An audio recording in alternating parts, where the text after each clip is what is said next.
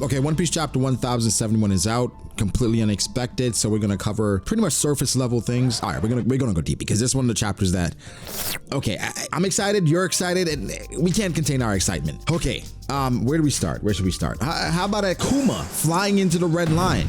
Wait, let him cook. All right, guys, I'm not the only one. A lot of us predicted this, or a lot of us felt like Kuma was gonna be going towards Egghead. That was the most logical assumption. No, he goes toward the red line, the red port, the base of the red line, and we have no idea what he's doing there. Okay, so I have a few ideas, and let's get into them a little bit. At first, it seemed like Kuma was reacting to either Bonnie being in danger, or the Seraphim, or Vegapunk. That was the assumption. It seems like at this point, Kuma is reacting based on some timer or something that had to happen. In this chapter, all but confirmed that Kuma had some duties and things that he had to do, and therefore that's why he reacted that way. And of course, Dragon and those guys don't seem to know about it. That's the scary part. They don't seem to know about it, which I'll tell you why it's scary. The running theory for Kuma was that he was doing everything based on Dragon's plan, and he was trying to infiltrate, and that's why he went to the world government. That's why he allowed them to be experimented, or for him to be experimented on, so that he can infiltrate and he at some point can blow up the entire system. Okay, but Dragon did not know why Kuma was leaving the Kamabaka Kingdom. He was confused as well. So how could this be part of Dragon's plan if Dragon doesn't know about it? Or maybe, just maybe, Kuma and Vegapunk, because Vegapunk, it seemed like Kuma was working with him when he was younger, still not confirmed,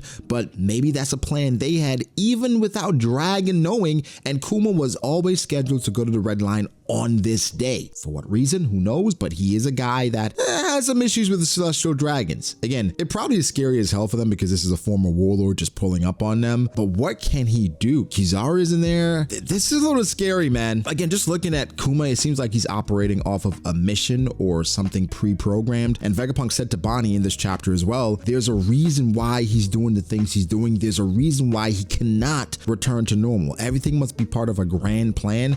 But here's the scary part. Vegapunk said he had no plans to retaliate or go against the world government. So what could it be? How can you facilitate something or an anti-world government mission and not plan on going against them? I guess those two things don't have to be mutually exclusive. However, what a start to a chapter, right? You can make it even better by hitting that subscribe button. Watch a few videos, didn't realize you're not subscribed. Look down, make sure you are, and let's get on to Egghead because it's a lot going on. And we had Zoro in this chapter. Okay, so we're locking down all possible routes of exit for the Straw Hats at this point. And Rob Lucci, well, Rob Lucci's a hater. I'll talk about why in a second. But for the Vegapunk, all of them, it's so interesting because we're looking at all the punks and they all have different thoughts and different ways they should go about things, and Vegapunk is just in the middle listening to himself talk. You know how trippy that is? I like what? Lilith just wants action. She's ready to retaliate. She's ready to go against them. She's mad that they accuse her of somewhat blowing up the CP8, CP7 ships, right? She's like, no. We gotta retaliate now. And they're like, hold on. I don't think we should do that. And obviously I agree with the other punks, especially Shaka, saying we can't be brainless with our attack. We gotta be strategic and think about what we're gonna do here because we're going against CP0. Now, speaking of CP0, we gotta talk about Rob Lucci saying he will never, or he refuses to accept Straw Hat Luffy as an emperor. Rob, you can't say that. After Luffy dragged your ass halfway across Egghead without use of Conqueror's Haki or Future Sight, any advanced cock that we know of.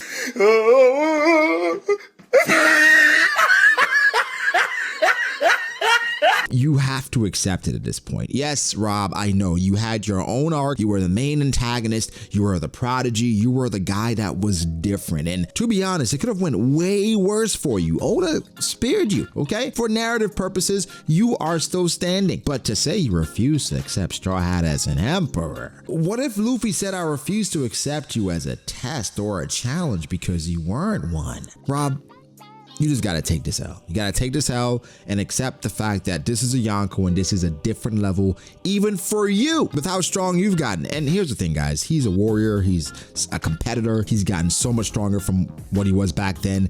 And Luffy still made him look normal to below average without trying that hard.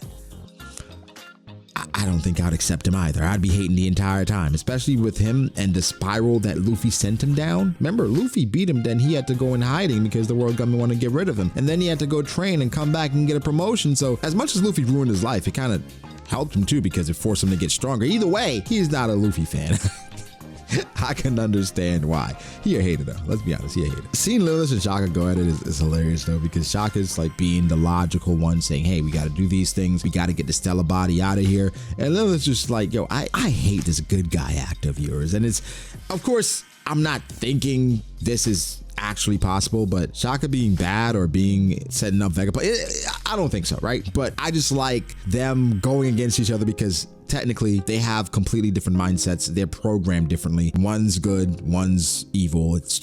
It's natural. Yo, Vegapunk is hilarious because he's saying, yo, Sentinel, I'm so sorry that happened, G. Like, it's just because you're so damn loyal. Wait, did we forget that Vegapunk damn near guilt tripped Sentinel into doing what he did, saying, hey, well, I'm not saying I didn't save you when you were starving and homeless. Not saying I did all that for you, Sentinel.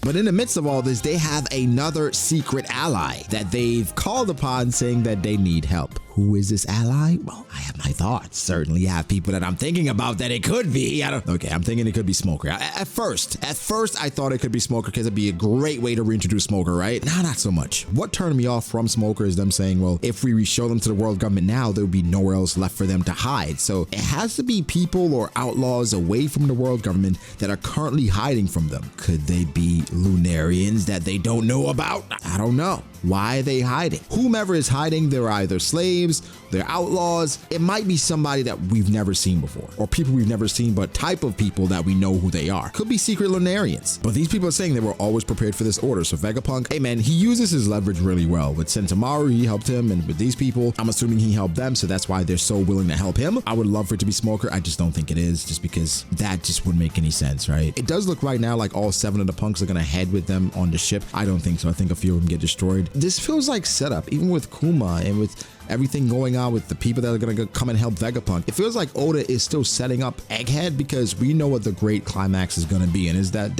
light boy showing up, right? Kizaru showing up and just going crazy. But even with this chapter, that wasn't the end of things, right? Because Oda went not in Egghead, but then kind of not in Egghead, because we go to G14, and I've always said that G14, they're probably going to go over to Egghead at some point because it makes just a lot of sense, right? They have to go over there, considering how close they are, and, you know, the world government, they're going after a Yonko right now. I would be remiss if I did not mention our boy, asleep, Kaku sending his strongest attack that we saw from him pre-time skip. That's his first attack, just like Rob Lucci using Rikogan. Oda is letting us know they've gotten stronger. We dissected where Law was going, where Kid was going, where Luffy was going based on the map that we ended up fighting online. Other people were discussing it as well, but it matched up and said Kid was probably going to go to Elbaf, right? That led me to think that all 3, Kid, Law, and Luffy, were going to reunite in Elbaf because it makes a ton of sense. If Shanks ends up there as well, so much story could be pulled from there. And with Saul being in Elbaf as well, the Will of D stuff, that has to be rectified, and who has to be there to see it? Law. So if Law's going to be there, if Luffy's going to be there, why not Kid as well? The Elbaf thing was not that surprising to me, I'm not going to lie. Hypersec! Not that surprising. Back to G14 and Garp though. He's on the phone with Doll and he's saying that he's gonna go challenge a Yonko, and he's at Egghead. Not at Egghead, he's at G14 to pick up someone. I'm like, oh, he's gonna pick up somebody really strong to go help him. He's there to pick up Helmeppo, okay? And he's there to pick up Helmeppo, not to challenge Luffy, but Blackbeard to save Kobe. Huh? There are several issues people have with this. It's hype, it's exciting, but people are saying Garp has learned from whatever he did with Ace, right? Or whatever he didn't do. And so that's why he's going to go save Ace. Some people are saying, well, oh, you're going to do this with Kobe, but not with Ace, huh? There's so many ways you can look at it. I think Garp is looking at it, well, Kobe didn't do anything wrong. He led a good life. He was a good Marine. I gotta go save him. I'm obligated. I'm his senior, right? I'm his senpai. And so that's what he's gonna do. Now, he's going after Blackbeard, okay? And I don't know what happens when people just, like, it's like their mind falls out of their brain. What? It's like their brain falls out of their head when Oda sets up like an obvious power scaling snafu, if that makes sense. Whereas like Oda's setting up Blackbeard versus Garp, right? Garp is saying, I'm going after Blackbeard. I'm just like, yeah, I don't think it's going to happen or play out that way. It doesn't really make sense. And then all of a sudden people, because overwhelmingly people are saying like, damn, Garp is going to his death. Garp is going to lose. People start creating these narratives about Garp saying, well Garp he was as strong as Roger and Whitebeard. He should. What did you feel before Oda said Garp could fight Blackbeard? No one thought that Garp should be able to beat Blackbeard. So why should things change now? And even if Garp goes by himself, even if he pulls Bogart and Helmeppo with him, if Blackbeard is there with his entire crew, there's much ado about nothing. Now, personally, I don't think Blackbeard will be there, right? And I think it may be a very interesting conversation between him and Aokiji, right? Because I think Aokiji is back on Hachinosu, because Blackbeard probably is still fighting Law, so that could happen there.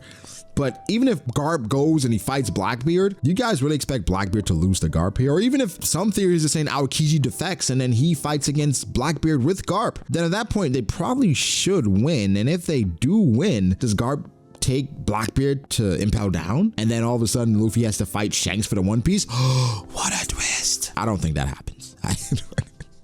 I don't think that happens. I don't think Blackbeard makes, or rather Garp makes it to Hachinosu. Something is gonna throw him off, right? I understand that's what he wants, but something is gonna throw him off. Would be hyped though, either way. I don't think it's gonna happen, but if he goes, he loses to Blackbeard. I mean, come on. Rayleigh said he was losing to Blackbeard, and I think Rayleigh and Garp, at this point, are probably pretty comparable. Oda, what? Oda with the Heat Rock to end the year. Of course, this is not official necessarily, but a great chapter. So much more to explore, but that's the bare bones of it. We got to talk about this Battle Royale thing and where it's going, because this sets up a great Battle Royale, and I'm hyped. I'm hyped. Yo, give me your thoughts, man. How do y'all feel about it? Can Garp beat Blackbeard? Be for real. Be for real. Can Garp beat Blackbeard? Just tell me what you think. Make sure you like and subscribe and all that. Catch you in the next one. Peace out.